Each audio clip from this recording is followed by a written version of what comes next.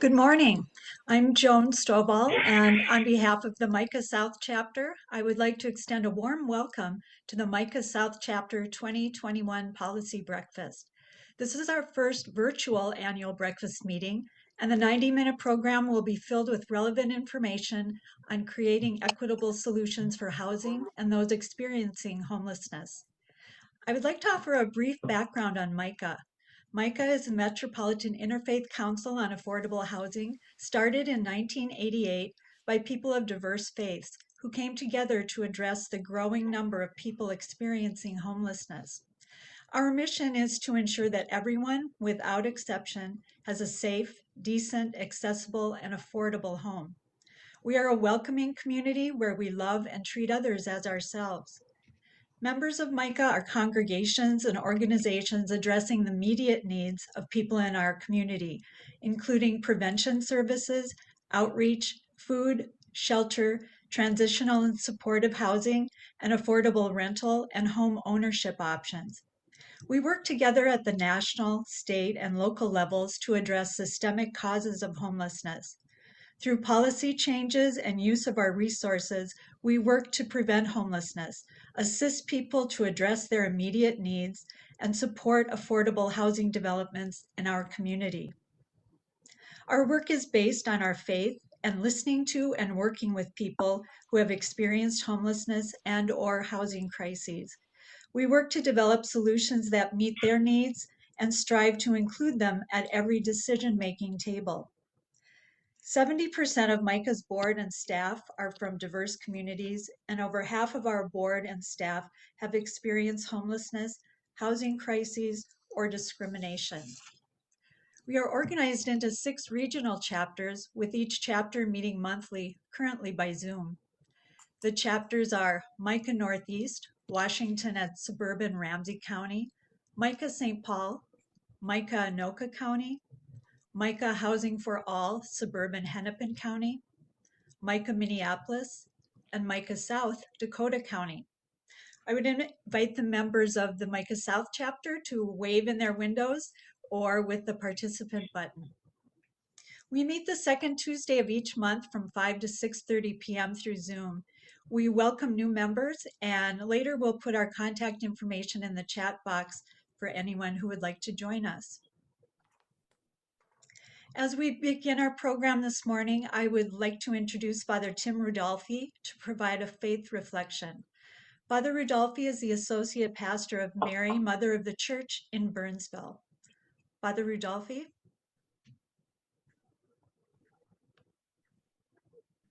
Thank you.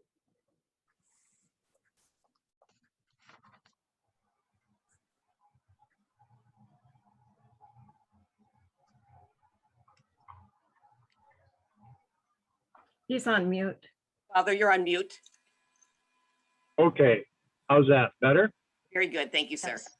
Yes. I love technology. As we come together today, we are reminded, really, no matter what faith tradition that we come from, or even if we have no faith tradition, all of us are in need of one another. All of us need that helping hand. For my faith tradition, we look to the life of Jesus Christ. And in the Gospels, we see Jesus constantly reaching out that helping hand to the homeless, to the downtrodden, to those who are sick and in need of healing.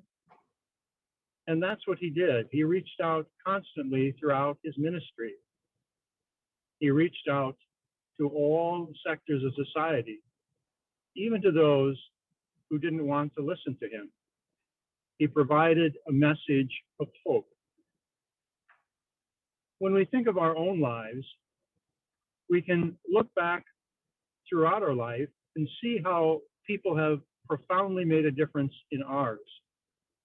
Those individuals who reached out and helped us. I certainly remember when I was a young boy, the age of about 12 or 13, and we were up out swimming in a lake. And many of you probably remember if you've gone to some of those lakes, they usually have a floating dock that's quite a ways out in the lake. And so I was with my dad at the time, and we swam out to that floating dock. And then at one point, then we decided to go back. And my father said, "Can you make it? Or do you need some more time?" And I said, "Dad, I can make it." And so I began to swim back. I wasn't really a good swimmer. And I looked down into the lake and I saw all of the living plants, and I knew that that was deep water. But once I got closer to the shore, all of those plants went away, and all I saw was the sand.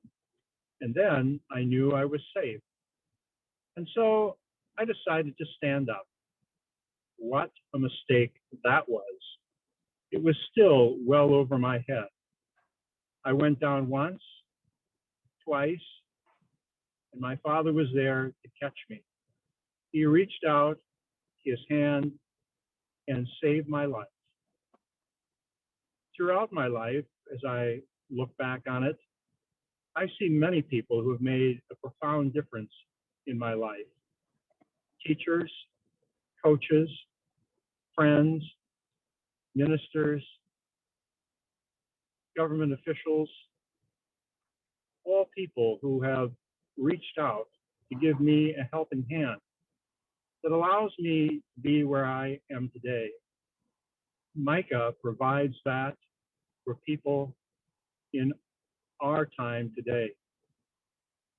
I'm grateful for the work that they have done, and I encourage you to continue in this very important work. It's not easy. You often receive opposition, just as Jesus did. And Jesus never gave up. He pursued until the very end. And so I would challenge us to do the same, to reach out to one another, to support each other, and make a difference in our world. Let us be that helping hand to each other and change the world around us for the better. Thank you for your time.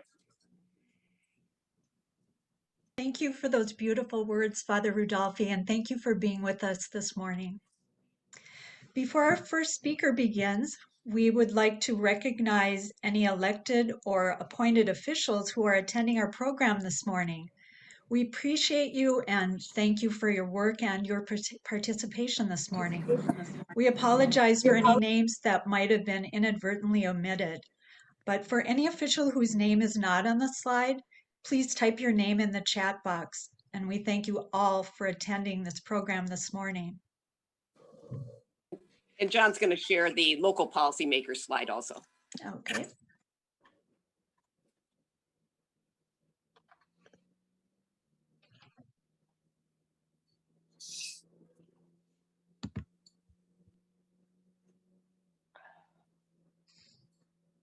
So again, if you did not see your name on either one of those slides, please put your name into the chat box so we can recognize you. We cut this off at noon yesterday of all those folks that had registered, and so we wanted to make sure that we recognized all of you.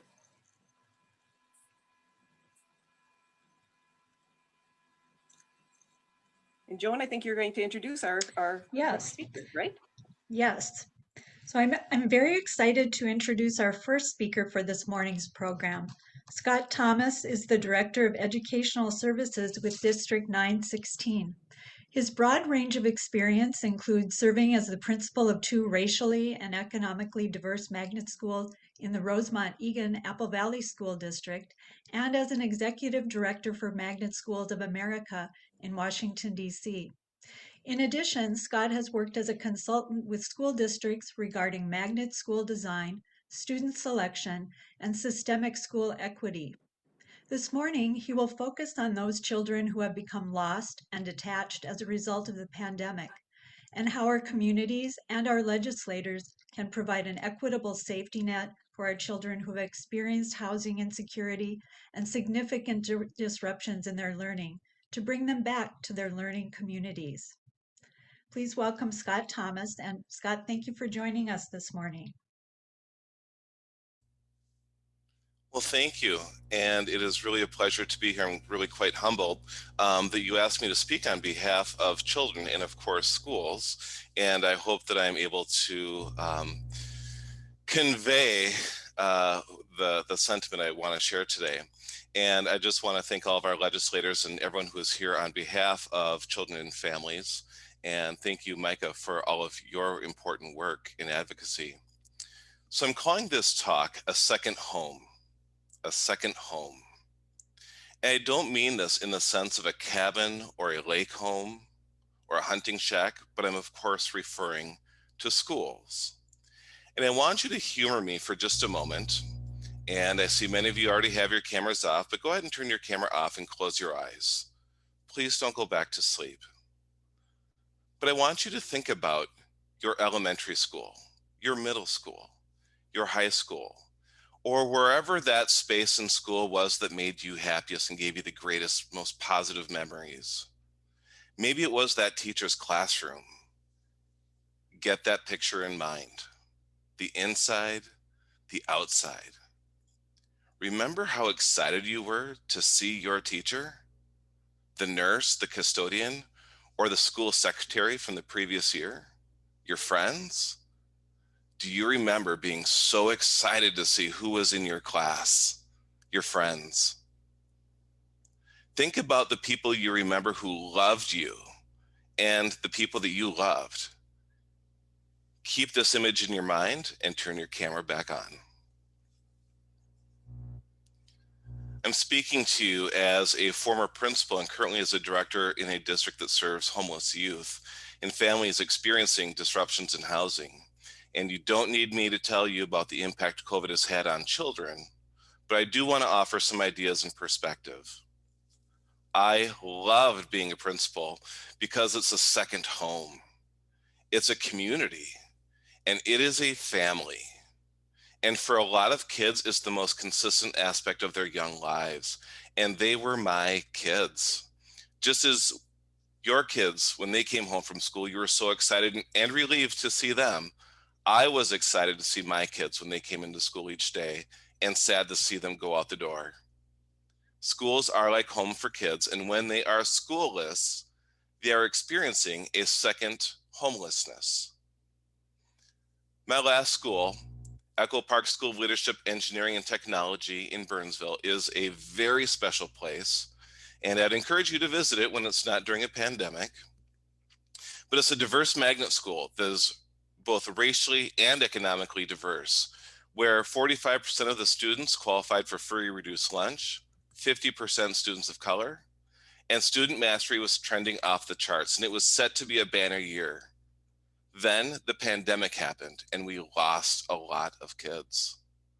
And prior to the pandemic, we saw kids come and go. I had a number of students who were in school for maybe 3 months at a time, attending many schools during their early careers. And I can tell you, every child is deeply impacted by being uprooted from their second home. Disrupted education is something that all students have faced this year. But for those who were unable to get back to their second home, it is a disaster. We have kids desperate to reconnect. One fact is true, there's a lot we don't know about where our students are. At my previous school, 30 students are missing. When schools went remote, we lost students. In a disturbingly large number of cases, we simply don't know where they are. It's like we know they're there, but they're invisible, and we can see it, but we can't reach them. We do know where some are. I had a mother with 4 boys and a newborn at home. The childcare that she depended on closed periodically due to COVID, and she didn't feel her childcare was safe. And she kept them home as she had medical concerns of her own. One of her parents lives in Louisiana, and she brought her kids there so that she could work and her kids could be watched. They stayed in distance learning, interacting less and less until there was radio silence. They want to return home, but they can't get here, and they can't get housing due to their inability to gain housing. Other families went to Texas, Chicago, Iowa, and in Minnesota towns like Bemidji, Crookston, Mankato, and Rochester. It's especially maddening that there are many students who live just a few miles away, and because of their address, they either can't enroll or can't get to school without going through cumbersome and unnecessary paperwork, or because they've missed a deadline. They want to attend, but because they can't get transportation just a few miles beyond a district border, because they don't qualify for MICAH. These displaced refugees of the pandemic are children, and there are thousands of them in Minnesota. They need and want to return home, and these parents want their kids back in the schools and communities that they have known and trust.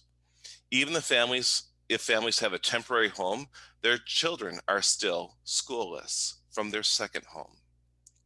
We need to help families reconnect to schools, and we need to help students reconnect in the most urgent way. It's imperative that we get kids back into their home schools, expanding the definitions of homelessness to beyond what McKinney-Vento offers, and expanding the rules of open enrollment to give priority to displaced families. These children were on the edge before the pandemic, and the longer they are away from their home school, the greater the harm that will be done.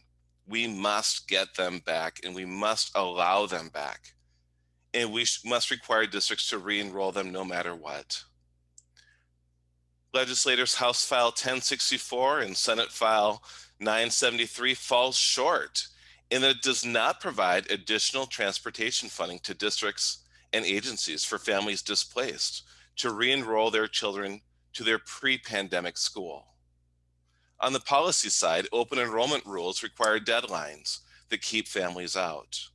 Every family should be allowed to return to their pre-pandemic home school and get transported there. Kids want two big things beyond, of course, a good lunch, PE, and recess. They want to feel safe and cared for, and to know they can be successful. We have control over safety in schools, and we're really good at extending the love we feel for them. But the trauma kids faced during the pandemic, every one of them will need help to overcome it. The trauma they experienced is compounded with insecurity at home, and wherever that may be. While it appears that mental health considerations are receiving funding, those levels proposed are inadequate. Students who receive special education services and other targeted populations should have access to year-round school, should the family choose. There are things that make kids feel unsuccessful. For example, grade level tests that reinforce what they already know, that they aren't where they should be. High stakes tests steals incredibly valuable time and will not provide accurate information to teachers in the time that they need it. It sends the wrong messages to children. Please support any federal waiver for MCA testing. Districts know what to do. Allow them to shift the resources for testing and let districts assess. Families have temporary housing, but schools for their children are out of reach. Call your school superintendents and social workers and talk to them and ask them what they need. Or better yet, ask them to connect you with families to share their stories with you firsthand. Remember of that picture in your mind? Imagine that place where you felt safe, loved, where you loved others, but you can't get there. Thank you. Thank you, Scott, for those powerful words. You've really given us a lot to think about this morning. Thank you. We're very happy our next speaker is joining us this morning. Lisa Melquist is a management analyst for Dakota County. As part of a team, she conducts research and analysis of Dakota County's programs and processes to improve the efficiency and effectiveness of the work of the county. This morning, Lisa will be speaking on pre-existing racial disparities for income, wealth, and housing prior to COVID-19, and how the disproportionate impact of COVID-19 on communities of color make them more likely to experience homelessness. And immediately following Lisa's presentation, there will be a 5-minute period for you to ask questions that you may have for both Scott and Lisa. So welcome, Lisa, and thank you for joining us this morning. And John, we're going to ask you to take the slide down because I think Lisa has some slides that she's planning on presenting to. And you can share your screen now, Lisa. All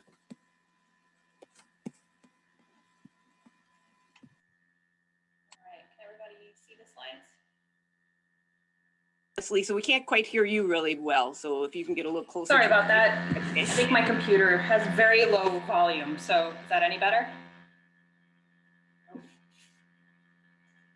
Let's stop my video. Was that any better? Yes. It is, okay. I will go back to the slides. Good morning, and thank you for the opportunity to speak today. I appreciate MICAH and all of you for your time this morning.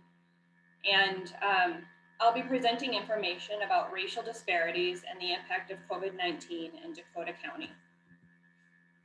I'll begin by describing the economic and housing conditions that exist prior to the onset of the pandemic, followed by the impact of COVID-19 on health outcomes and employment.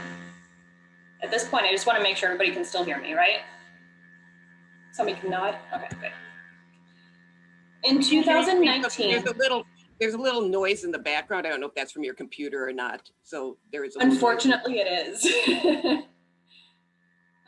In 2019, there were approximately 163,000 households in Dakota County, which were made up of approximately 28 to 29,000 households of color and 134,000 white households.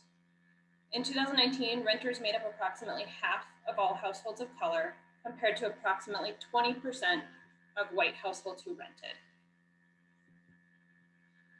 To understand the percentage of income that renters and homeowners spend on their housing, we can look at the median housing costs compared to median income for each group.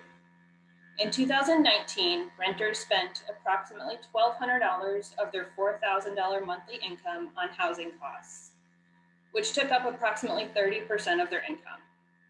One important consideration here is that the U.S. Department of Housing and Urban Development classifies households that spend more than 30% of their income on housing to be cost burdened. For Dakota County homeowners in 2019, they spent approximately $1,400 of their $8,900 monthly income on housing, or 16%. However, there are racial income disparities in Dakota County.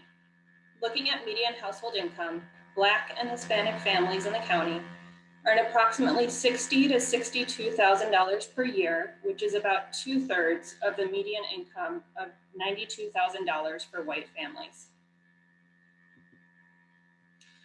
Additionally, families of color and female-led families are more likely to have experienced poverty recently. Within married couple families in Dakota County, Black families are 4 times more likely, and Hispanic families are 10 times more likely to have experienced poverty in the previous 12 months than white families. Female-led families without a spouse present are more likely to have experienced poverty, with racial disparities persisting here as well. Among this group, 10% of white families experienced poverty in the previous 12 months, compared to 1/4 of Black families and nearly 1/3 of Hispanic families led by a female alone. National data shows that household wealth is more concentrated among white families, with households of color lagging far behind.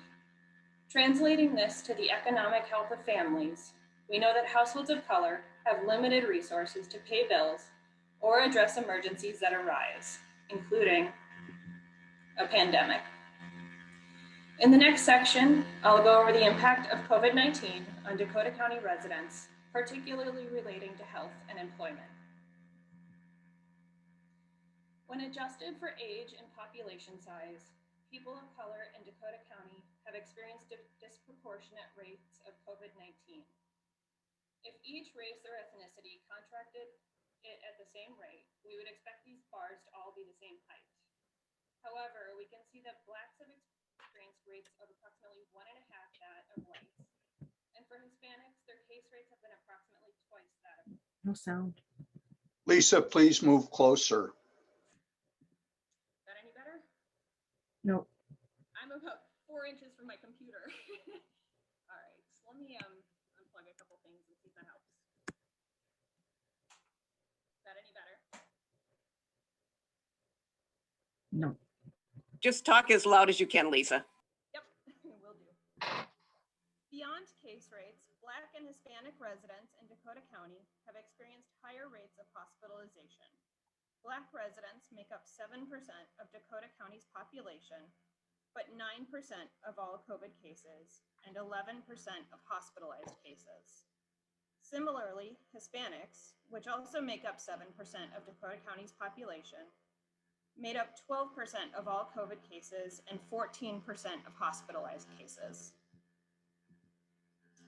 The CDC has identified factors that increase the risk of contracting COVID-19, which include living in multi-generational households, living in densely populated areas, inadequate access to food or food deserts, having underlying chronic health conditions, inadequate access to healthcare, working in essential service industries such as grocery stores, healthcare, or other direct line of service jobs, and working in settings that do not provide paid sick leave. These risk factors all disproportionately affect people of color. Beyond higher COVID case rates, unemployment has disproportionately been experienced by people of color in Dakota County. Since mid-March 2020, nearly 94,000 individuals have filed for unemployment. For context, this represents 39% of the people in Dakota County's workforce in 2019. However, by race, disparities persist. As a percentage of those in the workforce in 2019, 59% of people of color have filed for unemployment compared to 31% of whites.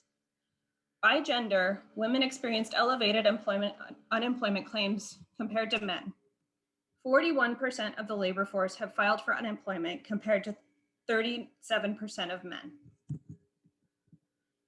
By combining this information, we can surmise that compared to white households, households of color are at increased risk for homelessness because they're more likely to have been laid off under COVID-19, to work in essential services, or to be in positions that don't offer paid sick time.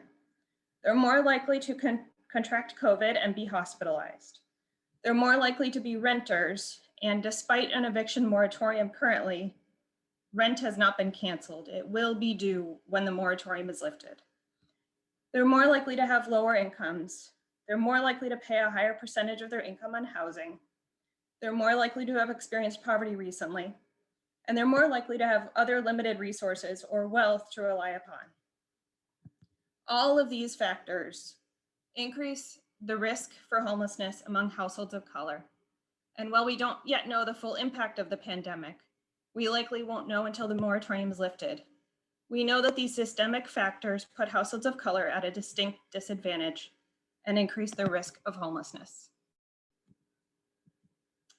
So I believe now we'll open it for questions. Yes, and Lisa, someone asked if these slides could be shared with everyone. Would that be possible? Definitely, I can send them to you. Great, thank you. So are there any questions for either Scott or Lisa at this time? We have 5 minutes. You can either type in the chat box or raise your hand with the participation tab if you have a question. And if we don't see your hand, you could wave too, and we'll try to call on you, or just unmute yourself and just ask the question. Representative Bierman has got his hand up. Go ahead, Representative Bierman. Thank you. Thank you very much. Thank you for the presentations, both of them, some really good data. I had a question first for Mr. Thomas regarding the schooling side of what he spoke about. And thank you for all the information and the clearer presentation of this burden of transportation for those who are displaced. That was very enlightening. And I just wanted to follow up with the question on the year-round schooling or extending into the summer. And I'm just wondering about the staff, the teachers, whether you would have teachers to fill those roles and what that would take to extend the school year, especially in light of the fact that we've essentially lost a year of schooling in a lot of ways for students. And we were talked about that in industrial education just the other day about going to summertime work for industrial classes too. And so I'm just curious about staff at your school and how that might work and how quickly you could stand that up. Yeah, that's a great question because our teachers have certainly had one incredible year and are certainly looking to their summers off as well. And so we do know that there will be challenges finding staff for that because we want to provide high quality learning experiences throughout the summer. And that doesn't have to take the form of a traditional school setting. It can take a lot more different forms, such as outings and making school more like a camp. However, it still can be rigorous for kids and focused on their learning. Yes, staffing will be an issue, that's no question. I would anticipate next summer would be less of an issue because we'll be back into a more normal cycle perhaps.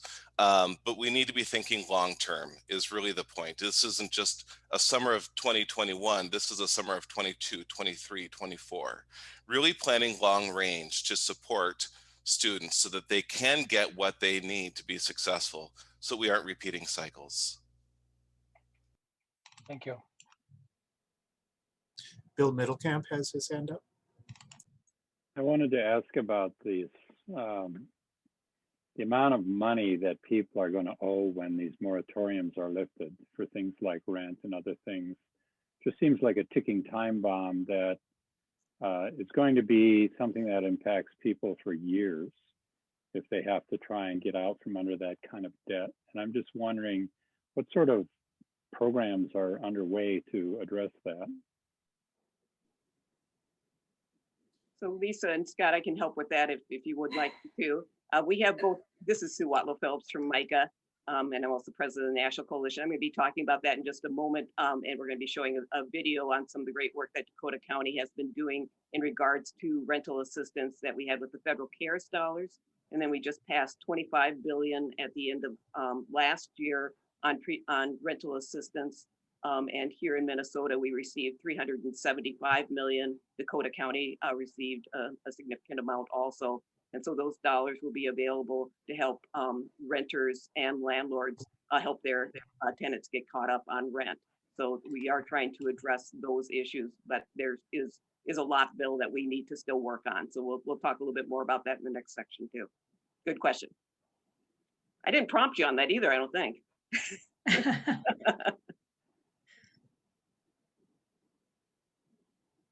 Well, maybe, Joan, we should move on to the next section. Yes, let's move on to the next portion of our program. So Sue, I think you'll start this part out.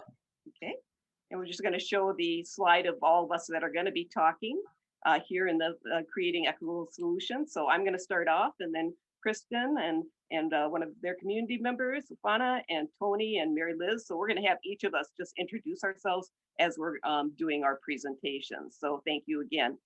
Again, I'd like to welcome you again. I'm Sue Watlow Phillips, and we are just honored and blessed to have you join us today.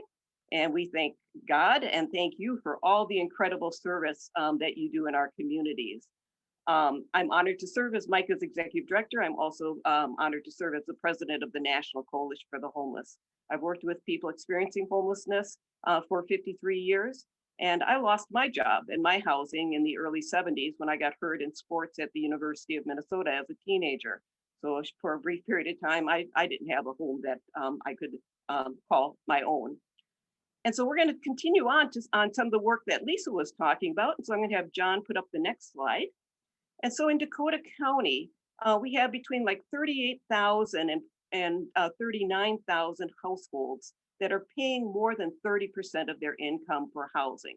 And as Lisa was just talking about, is that standard of 30% is what is basically used on the federal level to say is that's about how much you should pay for housing, and then you have enough money to take care of the rest of your needs. And so in Dakota County, that means almost 1/4 of all the households in the county are spending too much money on housing. And as Lisa identified, is that a large number of those folks are from diverse communities. So as I was mentioning, as I got that nice little promo for this part of the panel, is that we're going to show a video that was put together by Dakota County Human Services in regards to the use of the CARES dollars and how they use those dollars to prevent families and individuals from becoming homeless. And I'm going to have John switch that slide and move over to that. If you want to put your camera, go off camera for a moment, you'll probably get a better viewing of the video as it comes on. I'm an auto underwriter for Wells Fargo Auto Finance, full-time. We've been working from home since March. I also worked a part-time job at the assisted living facility here in town.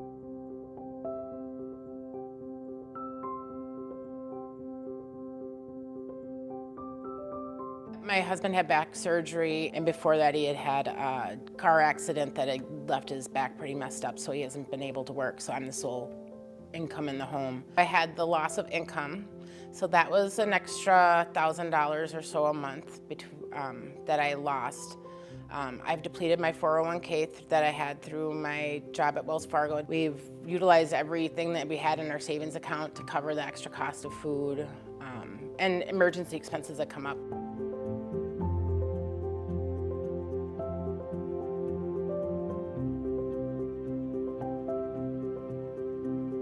When they called and said, yeah, we got you approved, I was shocked and like, no way. I'm like, oh my gosh, it was a life savings. And when I called my landlord and I was like, you're gonna get a check in the mail. Definitely makes things a little bit more easier around the home.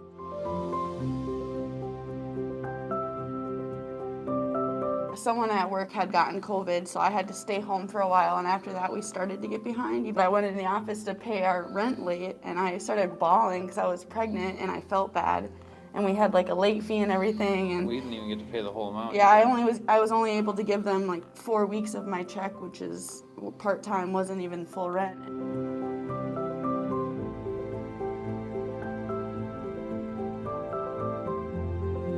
They basically paid August, September, and October. It was like 3 months. Yeah. It was like almost 3 full months of rent. Yeah. It was huge. I had you know, our insurance was about to lapse. Our rent was like pretty much 3 months behind. You know, I was taking on some of her loans and trying to keep up on my own, and it was a really huge weight off my shoulders at that point in time.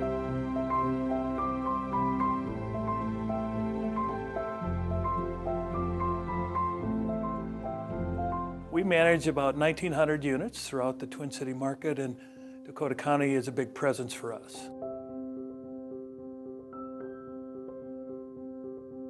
We had people that were, 7, 8 months behind and not doing a darn thing. Getting all their past rent caught up, including through December of 2020, was just something that allowed us to close out the year on a very positive note. Everybody was thankful. Everybody had something good to say and something kind to say, that sometimes, programs such as this work and work well.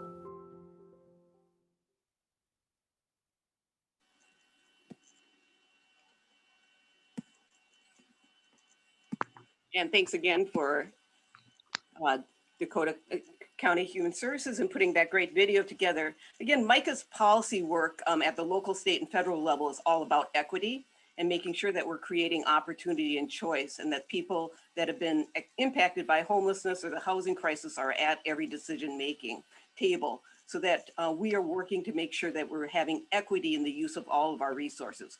And that includes prevention, which we just talked about.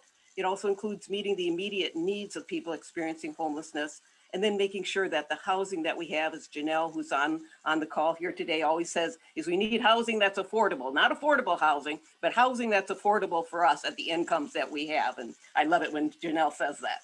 So I'm gonna go to the lead safe slide, lead safe homes slide that John's gonna put up. So one of the pieces that Mike has been working on over the last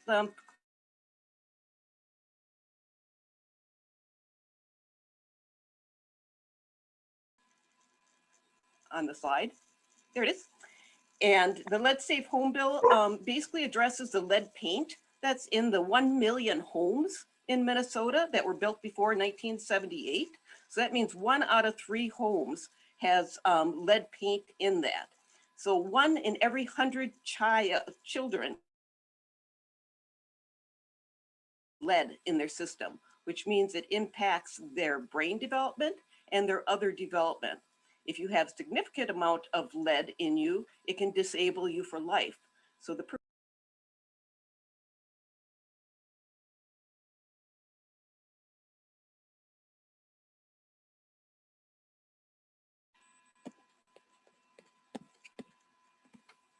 sorry, my video, my Zoom went, my web went down for just a minute, is Tycia Fletcher, and the bill's named after her son, Dustin Luke Shields. And this is a bill that would basically help us address some of the lead safety issues within homes to repaint over the homes. This is House File 616, as well as Senate File 1077. And we're very excited that it's been introduced, it's moved forward in the House. And we're going to be asking you later to call Senator Draheim and help move it forward in the Senate. Senator Housley, who is the Republican Assistant Majority Leader, and Senator Abler, another Republican senator, and then Senator Uyghur are all co-authors on the Senate bill. Representative Fisher and Hassan are our authors in the House. And then we have you go to the next slide, John. So the Homes for All agenda is something that MICAH also works on.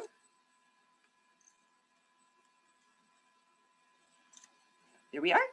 And the Homes for All agenda basically addresses the continuum to housing. It's 270 organizations that support it. We work on a continuum to housing. So you can see a number of different pieces that we're working on. The Shelter Residents Bill of Rights just was heard yesterday. And Janelle spoke on that. And we're working on source of income discrimination to make sure that people that have some type of subsidy can use that for their housing, as well as ensuring that we're preventing evictions and continue to expand some of our COVID types of resources as we stay in this pandemic. And then we're continuing to work on making sure that we have funding for our shelters because we're spending a significant amount of resources on shelter right now and outreach on for people that are unsheltered and helping people get back into housing.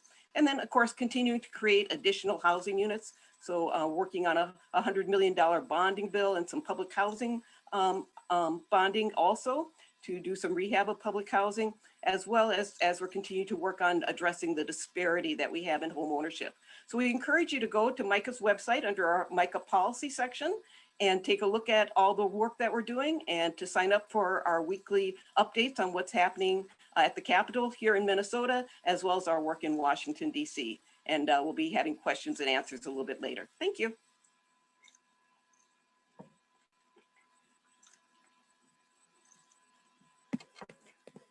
And Joan, you're on mute right now. I don't know if I can go ahead and introduce Kristen as Kristen's coming on. Just want to close with a quote from Martin Luther King. Injustice anywhere is a threat to justice everywhere. The time is always right to do what is right. So. Thank you, Sue. Kristen, do I go ahead? Thank you. I'm Kristen Brown. I'm the program director at Matrix Housing Services. We at Matrix operate a shelter for single adults in Dakota County, and then we also have a rapid rehousing program in Dakota County and also in Hennepin County. We last spring, due to COVID, moved our shelter from rotating at various churches throughout Dakota County to operating at a hotel. Where at this point we have 50 rooms and are serving 60 people each night. So we've been operating at the hotel since March 27th, and we will continue to do that through the end of 2021 through funding through Dakota County. Just to give you some information about the people we serve, we have served 123 people at the shelter thus far. These are all single adults. We serve single adults. We don't have children in our shelter. However, a number of them do have children that are in foster care temporarily, or children that are staying with family while the parents experience homelessness until they can get back into housing. What we have seen since moving into the hotel is that our average length of stay has increased pretty dramatically from the overnight shelter that we had, but it has allowed people to stay longer and feel safer in the hotel so that they're able to exit to housing. We have exited more people to housing than we have exited to other situations. So people are staying until they can get permanent housing, working with providers or getting vouchers, that thing. It is increasing how long people stay, but it is really nice to see people move directly into a permanent housing solution. We've had really good success in February with folks moving into housing. We had 9 move into housing so far in February, which for a shelter is really quite amazing. And 2 more are confirmed to move this month. The community member who's going to be speaking are people that moved into housing this month. So I'm so happy that you'll get to hear from them. The reality of people that live in shelter, I want to explain, like we talk about income, and I appreciate Lisa talking about income a lot, but I want you to think about a couple of things that we regularly talk about in serving the single adults in our shelter. When we have somebody who has $1,200 in income, we call that good income. We look at that person and we think that's a good amount of income for somebody, because everybody we work with is living on the $900 a month. A number of them have significantly less than $900. They're on GA, so they're at $203, or they have 0 income. So just think for a minute about what that means when we talk about good income at $1,200 a month. As we're looking at moving people into housing, we often talk about people being able to afford housing that is going to cost them 60 to 70% of their income a month. That is the reality for the people that we serve in our shelter. And we have to continue that conversation and keep pushing those folks into that housing, because there are so many people experiencing homelessness that we really just need to keep people moving toward housing. But the reality of that is that probably is not long-term stability for that household. And so we are not necessarily changing their pathway when we push people in housing that is so expensive compared to their income. We have a man moving into housing today, and he has a voucher through the Dakota County CDA, and he signed the lease yesterday, and we thought he was moving in March 1st, but he's able to move. And his advocate, who's here, Jess, called me last night, and she said he needs $65 to move into housing today, and he doesn't have $65. $65 is one night in the hotel, or it's him moving into housing today, housed for the rest of the day. And as we think of $12 being good income, think about not having the ability to come up with $65. I think it's a reality that most of the people we serve experience on a daily basis, and it's something that most of us don't understand fully. And I think just really trying to understand that and take that with us is really important. We are paying the $65 so that he can move into housing today. We do that, and we're super happy that we have the ability to do that. As we think about affordable housing, I really also want us to think about extremely affordable housing. I think when we talk about affordable housing, generally in our systems, we're talking about housing that's built for people at 80% AMI, or housing that's built for people at 50% AMI. And every time we build housing that allows people at those income brackets to get into it, people that we see who are experiencing homelessness, who are often at 30% AMI, don't stand a chance to get into that housing. We really need to target housing at 30% AMI if we're gonna get ahead of our homelessness issue. People experiencing homelessness deserve affordable housing, and the only way to do it is to really target people who have the good income of $1,200 a month. So that's where I'm going to end today, and I'm going to introduce Stefana, who worked all night last night. He works overnights, so it's a true sacrifice he's making to join us. He and his partner, Mary, recently moved into housing, and I'm hoping that they came back on. They lost their connection for a minute, but Stefana, if you are on, there you are. Go ahead and unmute, and we're all excited to hear your story. Hi, my name is Sopana, and kind of nervous right now. I don't know what to say, but I want to join this. Yeah, so we were homeless. We lost our condo due to the owner not paying the mortgage. We had 24 hours to move out. Our family, which my father and my stepmom, took our 3 boys, and we were sleeping in a car. I found out about Matrix at the hotel. I went there. Luckily, we got in. It's been a great experience with them. You know, we slept in a car for about a month, and it was hard. My husband had lost his job due to just, you know, sleeping in the car, and it was very difficult for us.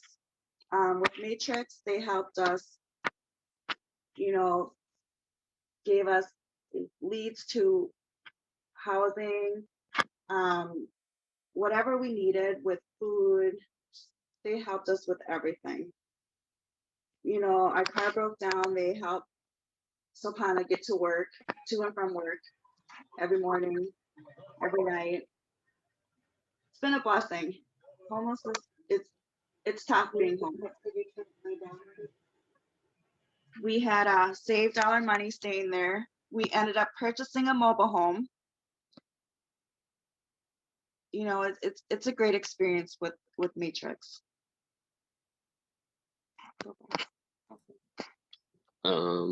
She covered everything already, so. I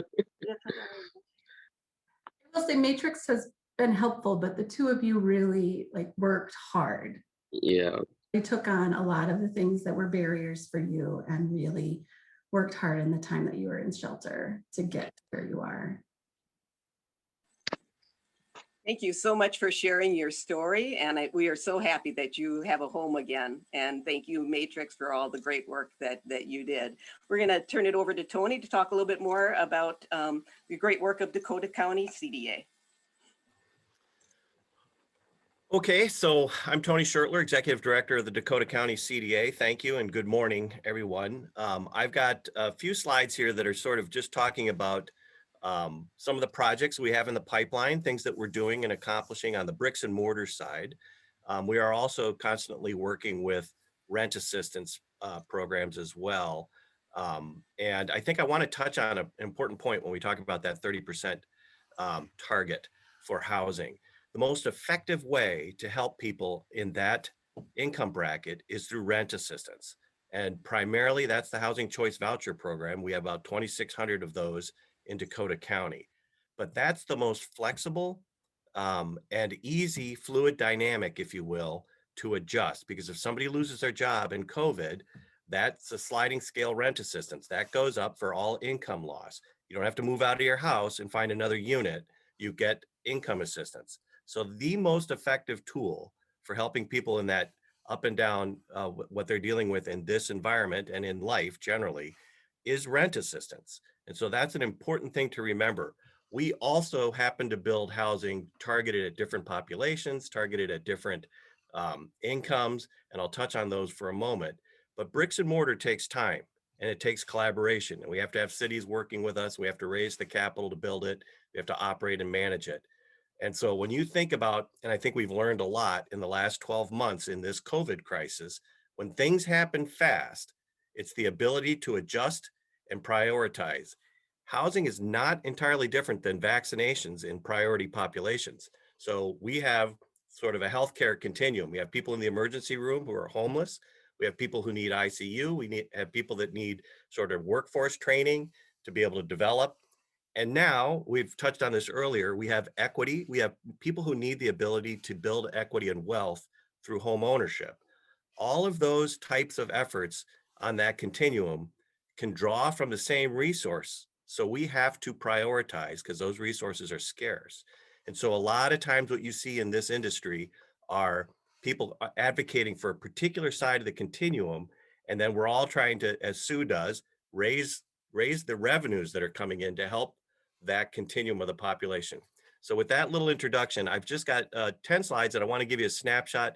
This is very bricks and mortar, and it's sort of what we celebrate these barn raisings, but it's only a piece of the puzzle. There's a lot that's going on this effort. So if you wouldn't mind putting up the first slide. I don't know, am I running the slides? Uh-oh.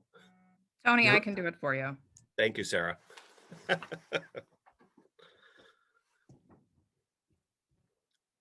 So next slide.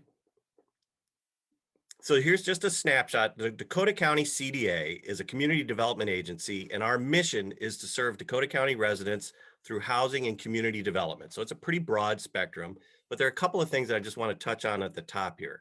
About 10,000 people we're serving constantly. We own and manage 2,900 units of housing, affordable housing, and we manage 2,600 vouchers. So that's basically, we're a utilization culture. We want to make sure that any of those federal dollars that we get, or any local dollars or state dollars that are deployed to us, get deployed out and help the community. So we're constantly measuring how are we doing on getting those vouchers out the door and getting qualified folks using those vouchers. Next slide. The products that we build, and this is a locally funded, so this is Dakota County, and Dakota County leaders are using property tax levy to build this product. So this isn't something that we're waiting for the federal government or the state to help us fund. This is Dakota County funding senior housing.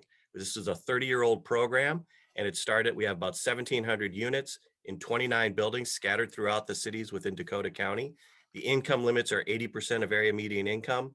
35% of our residents earn Social Security as their sole revenue stream. Some of this housing, it operates like public housing. It's sliding scale rents, and some of it is flat rent housing. So a 1-bedroom in our senior housing goes from anywhere from $450 to $807 a month, and a 2-bedroom is $667 to $1,021. Again, that's just representing sort of that sliding scale. Next slide. The families, so we've been talking about families. This is a very effective program that we have where we deploy federal tax credits, 9% tax credits we call them, and we build a townhome family development style. We have about 847 units of this in 25 locations, mostly 2- and 3-bedroom units. There's a couple with 1, depending on how we have to lay out these sites. These are really affordable units. You go look in the market and nobody beats us on these prices. So income limits, 60% of AMI, the preference is below 50. The average income served is about $30,000 a year. This is usually mom with kids, working at dental hygienist, or folks who are working through different jobs that Sue showed. I'm also on the Minnesota Housing Partnership Board, that slide that showed the incomes of different labor divisions. The rents here, $695 for a 1-bedroom, $800 for a 2-bedroom, $885 for a 3-bedroom. Next slide. Then now, in response to that slide that we talked about, the income, what are workers making in our community? When I was on MHP, we used that data and we thought maybe there's a new product that we want to build here at Dakota County, which is a singles and an efficiency. And we're building this at Gateway, and it's basically targeted at those jobs that are growing rapidly in Dakota County. The chambers of commerce said, hey, we need a place for our employees to work. Obviously, we're in a distortive year that hopefully will come back. But this is the project that's coming out right at Annapolis and Robert Street in West St. Paul. It's a phase 1. We're able to build a phase 2 just up the road, but it's targeted at those single folks who are working out there at different jobs, odd jobs, that can afford to pay the rent. Next slide. Oh, just a point of order. That is also being paid for out of Dakota County levy. So it's basically our senior housing funding system, and we've adjusted it to hit a new target. Nichols Point is the state housing infrastructure bonds is appropriated right now. Minnesota Housing Finance Agency has earmarked $5 million for this through their process, and we're still working on accessing those dollars. This is going to be 24 units, 55 and up, with a veterans preference. So one of the things that the new administration, Governor Walz, was focusing on were veterans, homeless vets. And so we thought, okay, why don't we see if we can come up with a project here that may address part of that continuum as well. And this is an exciting project in Eagan. Mayor McGuire is aware of this. The city of Eagan is also going to contribute some funds to this. This is an exciting project because the city of Eagan is on board. This is a collaborative effort, and we're hoping that one starts coming out of the ground soon. Next slide. Concord, this is down in Inver Grove Heights. So we've just finished. I wanted to touch on Cahill Place, which was for homeless families. It's permanent supportive housing with Center Cities. The county community services are putting funds into the services. We've put in the capital dollars, and we're putting in vouchers, project-based vouchers into that project. And that's 40 units of homeless families. And the next project in Inver Grove Heights is this one, which is, we're not sure if it's going to be a tax credit project yet, but we're in the permitting process and site plan review with Inver Grove Heights. And that's an exciting project we'd like to see get city approval in the next 2 months. Next slide.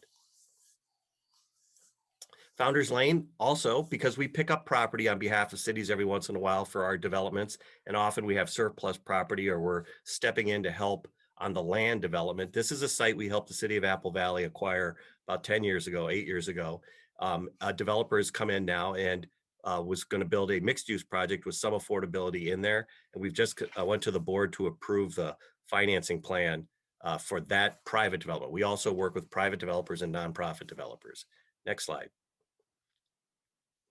Astor Apartments in Eagan. Here's another Eagan affordability housing project that accessed tax credits and bonds. And that project's gonna be coming out of the ground on Nichols Place. I think they're already doing land prep. Next slide. Lexington Flats in Eagan. So this is a new one. MWF is a private developer. This is a 9%. So this is a very affordable project, 50 units. 3 units are set aside for homeless. So one of the things we've been doing over the last 5 years is, as we finance projects, we ask the developer, listen, we give them more points for these resources, these scarce resources, if they work with us on the homeless continuum. And so we talk about, are there any units we can set aside that have preference for homeless families or homeless individuals to come into? Next slide. Babcock Trail in Inver Grove Heights. This is new construction, mix of 1, 2, and 3 bedrooms. Again, we're not developing this. We are a developer, but we're also a finance agency. So we help finance any affordability that is occurring by the nonprofit or for-profit sector in Dakota County. And this is a project that we've helped finance. Next slide. Legacy Commons. This is a big project in West St. Paul, the old Kmart site. So this is a combination of urban renewal and providing affordable housing and new housing. It's an exciting site for the city of West St. Paul. It's a huge development. This is a lot of units going up in a predominantly built community. So there's a lot of momentum on this project. We just approved the financing for this one, and it just closed about a month ago. So you'll start to see that coming out of the ground. And that's a community, we get community collaboration on that. We take out a blight or something that's underperforming, and we come out with a very positive result. Next slide. And that's it. I have any questions, but I know your time is tight, so. Thanks, Tony. And we're going to do some questions right after Mary Liz Holberg talks. So Mary Liz, if you want to introduce yourself and go ahead. Great, thank you. It's always exciting to get the updates, and as a county commissioner, to have it all in one place. We work on this meeting by meeting, and you forget over time. And certainly I want to recognize my fellow commissioners that are here today on the meeting, Commissioner Workman, Atkins, and Halverson. And it's good to see Tom Egan participating as well. So in the form of equity, there's all kinds of ways that you can define and slice and dice various issues. And one of the components, as we know, as local units of government have the duty to provide services across their communities and jurisdictions, and they want to be good partners in this effort. And I'm very proud of the city of Lakeville and the number of investments that we've made. And it's pretty exciting. About 2 years ago, the county put together a business plan to try and address homelessness in the community. And we see some of those reprioritization goals coming to fruition. The Cahill Place projects open with families moving in. The county commissioners committed $600,000 a year in supports for services for those residents. We know quite often that people and families that are housing insecure have additional needs.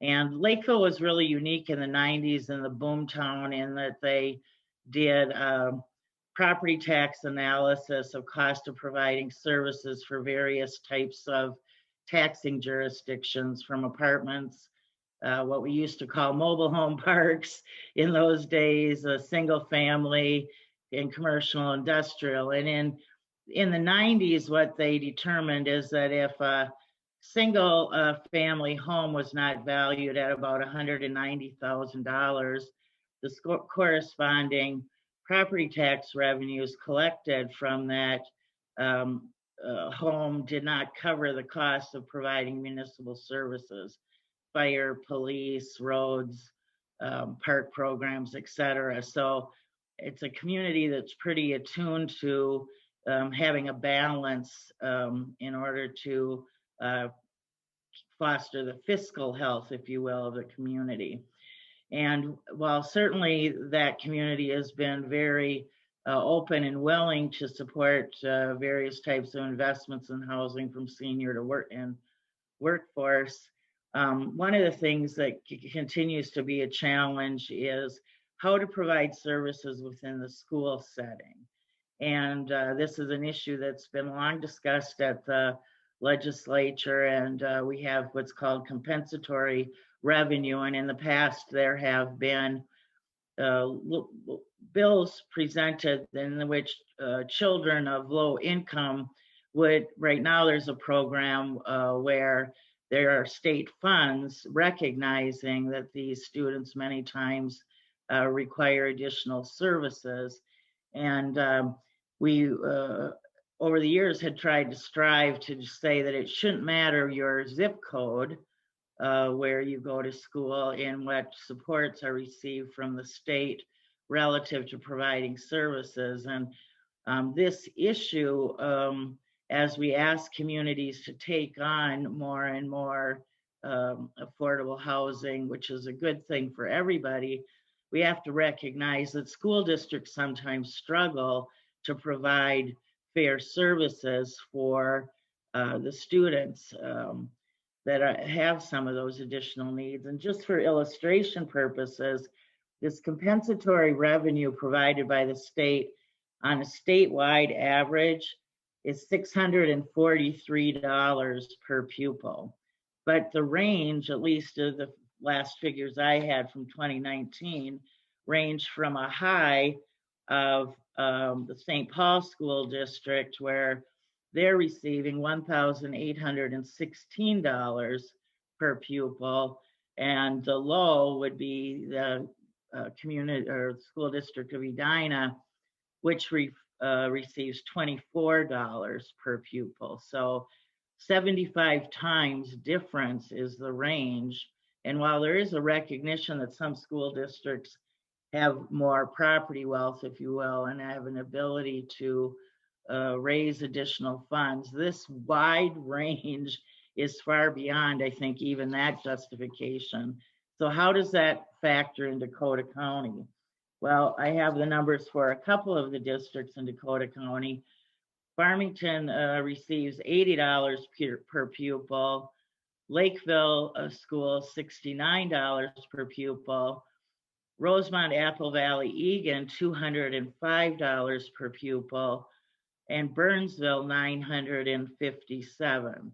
So none of the districts that I have figures for even receive half of what the highest is. And again, we want to do the right thing in our communities, but we would certainly benefit if the state would be willing to provide more equitable funding for these students that have many of the same needs no matter what zip code they reside.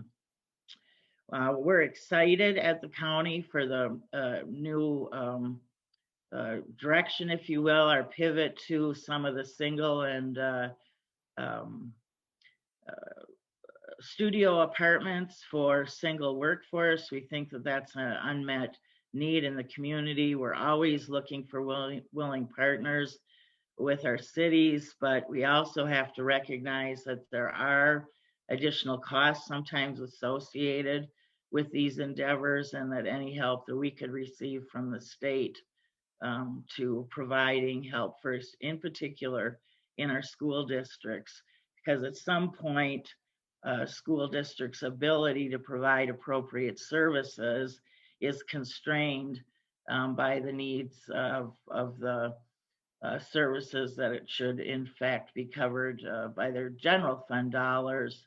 And if there isn't some kind of evening out or fairness in this, providing dollars for these additional services, it begins to become an unsustainable financial burden in school districts to provide these necessary additional programs. And I think with that, I'll stop. I don't know what our timeline is, but I'd be happy to stay for any questions. Thank you, Ms. Liz. And Joan, do you want to field questions? Yes, yeah, so thank you for our last 5 speakers for the very valuable and wide-ranging information you provided us. So yes, we would invite questions for our last 5 speakers, Sue, Kristen, Sofana, Tony, and Mary Liz. We have 5 minutes, and again, you can type your question or raise your hand with the participation button. We'll try to catch you. Julie's got a quote in the question in the chat, and Representative Bierman's up as well. Okay, so Julie, you want to go first? I think Julie's question had to do with what would the voucher need be? What would it take to fund it? Why don't you go ahead and answer that, Tony? So one of the things that we have done, unlike Met Council, Minneapolis, or St. Paul, we have kept our waiting list open. So we don't do the lottery and close it. We've kept it open. And right now, the latest number I had, and this is a little old, is we've got about 2,600 vouchers, and we have a 10,000 waiting list. Now that waiting list is a snapshot, but it hasn't been vetted. It's basically, I would like a voucher, and we haven't done income qualifications. We haven't found out what's going on. But if you get a sense, if you think that that represents anything close to a need, you would see that that's how many more vouchers you would need in Dakota County to fund those folks who need it. Our vouchers are on average about $640 a month of payment that we help. So remember that the tenant pays part of the rent, and then we pay part of the rent through that voucher program for the landlord. So that's about the size of the underfunding worst case scenario. I mean, assuming people are just applying for that. So that would be, gives you a sense of how much more funding would to make that no line at the door, if you will. Great. Thank you, Tony. And Representative Bierman? Yeah, thank you. Another question for Mr. Schertler as well. It's an impressive array of building projects you showed us, and I've seen a lot of those before. And I just had a question as to how quickly those fill up. I imagine they're filled when they're built, but I just wanted to hear from you what sort of volume you're looking at, and how much of the need this really is covering, or how much more you would need to get it all done. So when we do a development, Anna Judge is my property manager, and she is pretty quick. We're on them very fast to get folks lined up and into those units. Private developers, there's a penalty if they don't get those occupied for those tax credits. So everybody's motivated to get those units filled up. And because our rents, the CDA's rents are so favorable, candidly, there's nobody going to beat us in the market. So we have a really good product that fills up fast. I think you'll see a little bit of softening, particularly in downtown Minneapolis on the multifamily, about 80% and above, because I think you're starting to see a little bit, people have more choice with their financial resources, are being a little more finicky in that market. But on the lower end of rent, we're going to have customers. We're pretty confident that we can fill those units. Thank you. So we're going to move on because we're coming up to the last 10 minutes or so of our program, and wanted to open it up, and we're just actually going to open it up both to state policymakers as well as local policymakers. And based on what you've heard today, are you willing to support the Let's Safe Home bills as well as Homes for All legislation? And then if you're willing to support funding for equal education opportunities for students with special needs, no matter where they live. So we're going to actually do both slides at the same time. We're going to do the state policy and the local policy. And if you, as a policymaker, want to either put in chat, or if you want to raise your hand, and we'll try to get to as many as we can in the next couple minutes. Anyone want to say where you're at?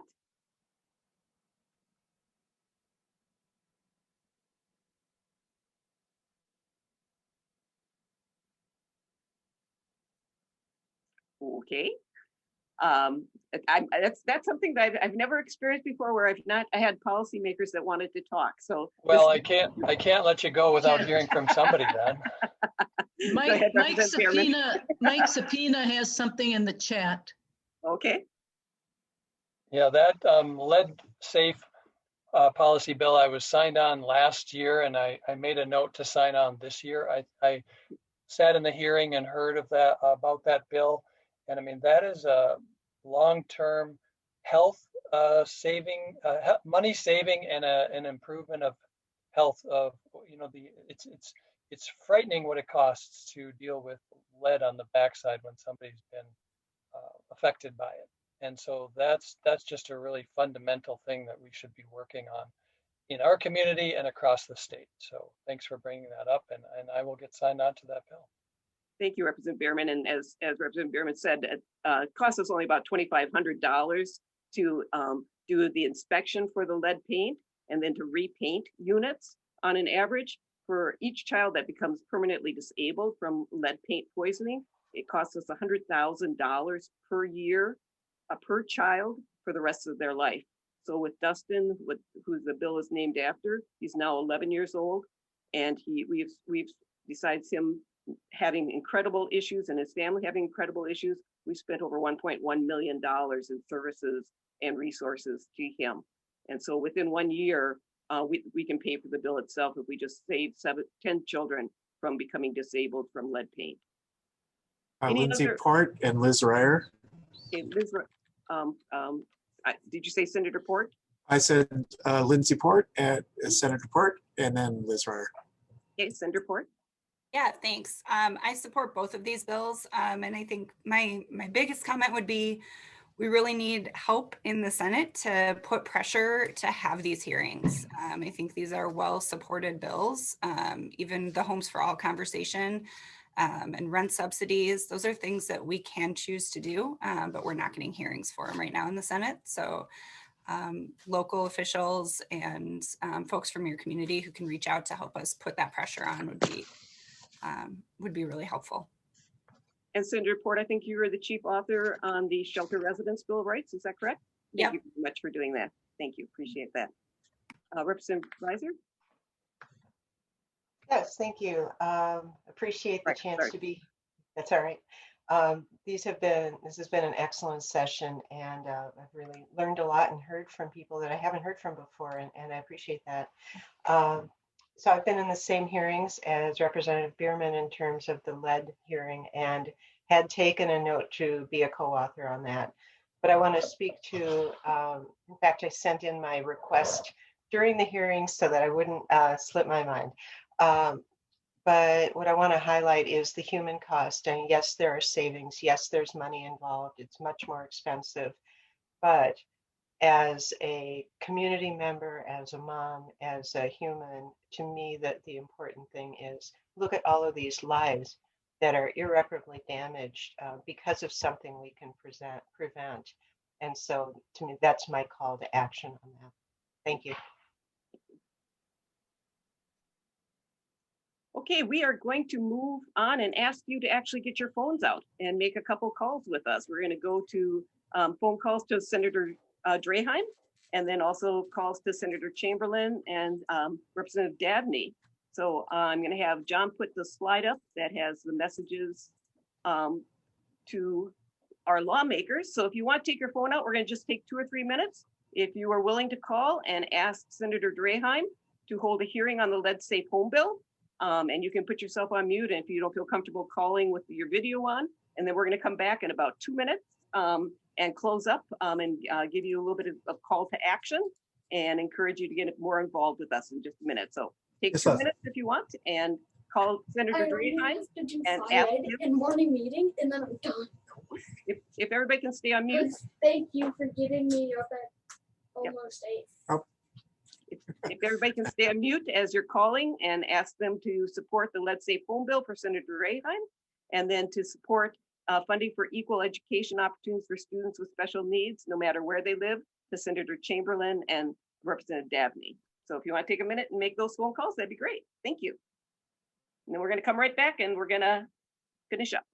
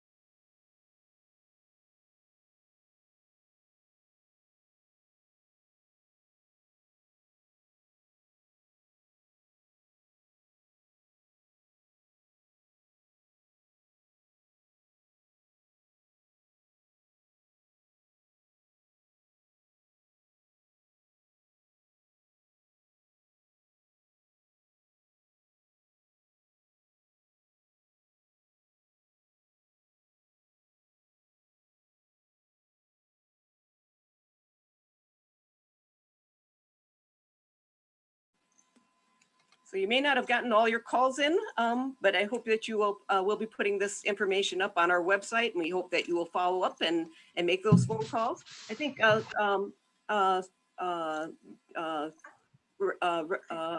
think we had one other person that was going to make a comment. John, did somebody have their hand up that I didn't catch? Jim Carlson did. Oh, Jim Carlson, did you want to say something? Yes, sure. I just wanted to, in fact, I started to type it into the chat here, but I wanted to emphasize that what Senator Port said is we need to have these hearings done in front of the public.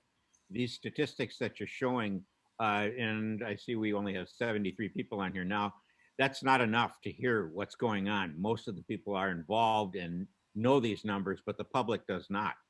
And so when there are no hearings where people are put on the record and where they can emphasize and describe what's needed, that's what we need, and it's not happening in the Senate.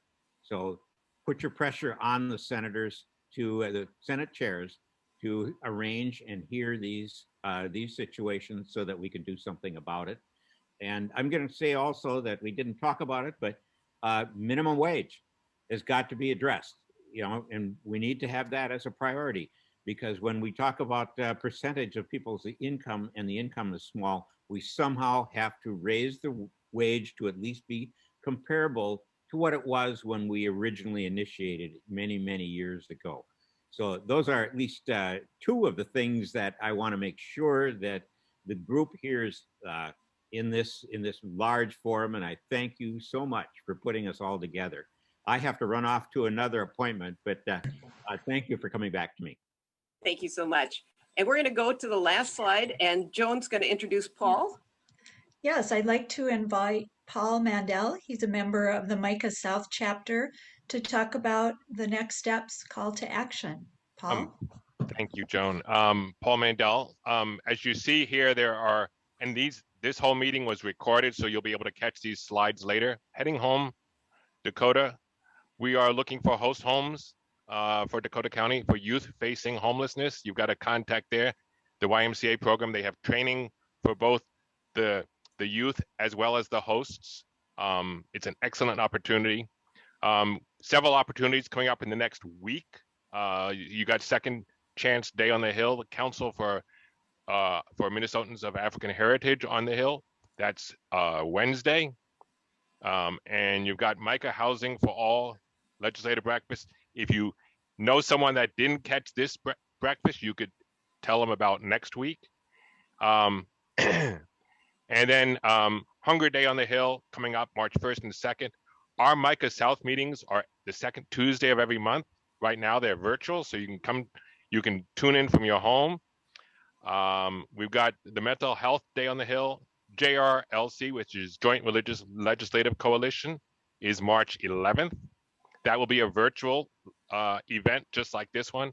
And Homeless Day on the Hill, March 9th through the 11th. It's multiple days. Again, it will be virtual. So we encourage you to try to take opportunity to speak with your legislators on one or all of these occasions and speak to your neighbors and your friends and relatives who live in Dakota County and the state. We all need help, and we have plenty of need out there. So thank you all for your time. Appreciate it. Thank you, Paul. And we've come to the end of our program. And on behalf of the MICAH South chapter, I would like to thank all the wonderful speakers this morning for offering valuable information and equitable solutions for a path forward. Thank you also to individual congregations and these organizations on your slide for their strong support of MICAH, and to all of you for participating this morning and making this program such a success. We appreciate all of you and thank you so much. Thank you so much. God bless you. Take care. Stay involved.